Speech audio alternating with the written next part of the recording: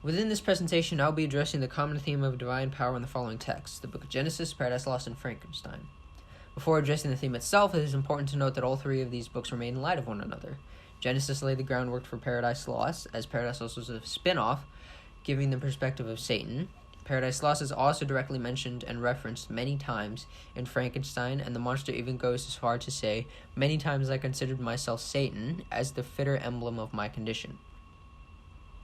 Because this connection between Satan and the monster is so strong, I see the monster to be considered an angel, arguably another divine power, as this creature isn't human, or, as the traditional divine power may be, a god, putting him somewhere in between just as Satan. As all these texts are intertwined prior to my investigation, it is rather easy to say that there will undoubtedly be intertextuality across all three of these works. Taking these references into consideration, it seems that the Book of Genesis is best addressed first, as again it lays the groundwork for the other two books.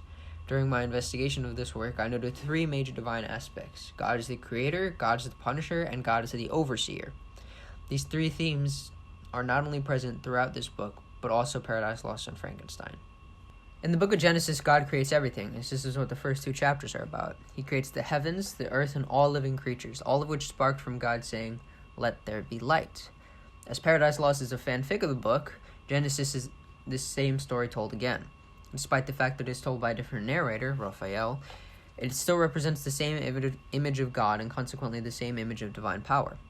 How this world, O heaven and earth, conspicuous first began. However, in Frankenstein, the intertextuality is buried deeper, as there is no clear divine power or being in that text. Because of this, it is clear that Victor Frankenstein is to be the divine power, as he creates life in the same way God does, from light. Quoting the text, "I might infuse a spark of being into this lifeless thing that lay at my feet." A spark is typically associated with fire or spark of electricity. Furthermore, it can be considered to be some sort of light. This again relates to the light that created all living things in the Book of Genesis and Paradise Lost. Moving on to God being the punisher, within the Book of Genesis, God cursed the serpent. "Cursed you be, on your belly you shall go." It is important to note that this is a result of the serpent's temptation, as God is portrayed in a different manner in Paradise Lost. He also curses Ham, Noah's son, after Noah commands him to. Ham found Noah drunk, and so he cursed him because he knew what his youngest son had done to him. Finally, God also banishes Adam and Eve from the Garden of Eden, also as a curse, after they consumed the forbidden fruit from the tree of knowledge of both good and evil. And he sent him from the Garden of Eden to till the soil. He does this in both the Book of Genesis as well as Paradise Lost. The same sense of banishment is carried into Paradise Lost, as Satan's lust for power leads to a rebellion.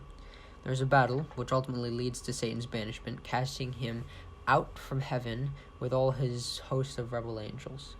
However, this action led to the creation of a very vengeful Satan, who did get his revenge, just not without great consequence. Satan is telling the story of his success regarding Adam and Eve, but suddenly hiss for hiss returned with forked tongue to forked tongue.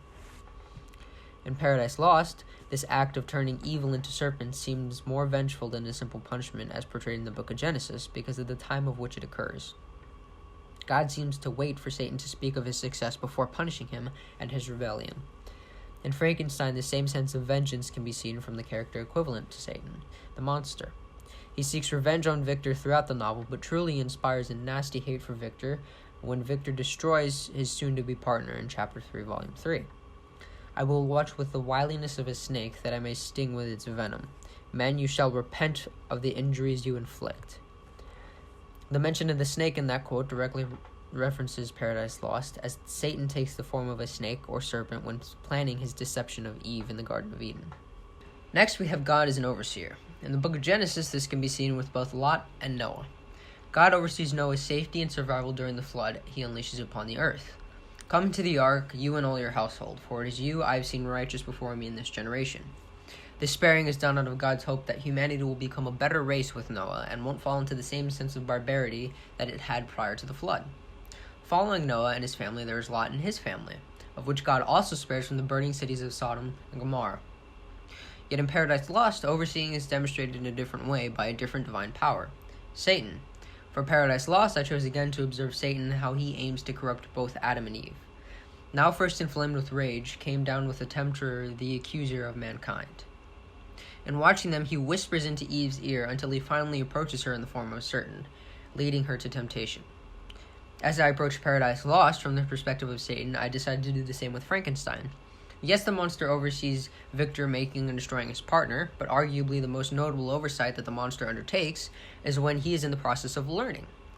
As he peers through the crack in the cottage wall, he begins to learn, eventually being able to understand Milton's Paradise Lost.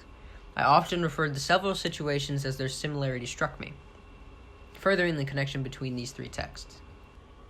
Despite the fact that Frankenstein isn't what is to be considered a typical divine power, there is still a massive amount of evidence suggesting the presence of divine powers throughout all three works. As seen throughout this presentation, the theme is undoubtedly prominent and important when considering these texts.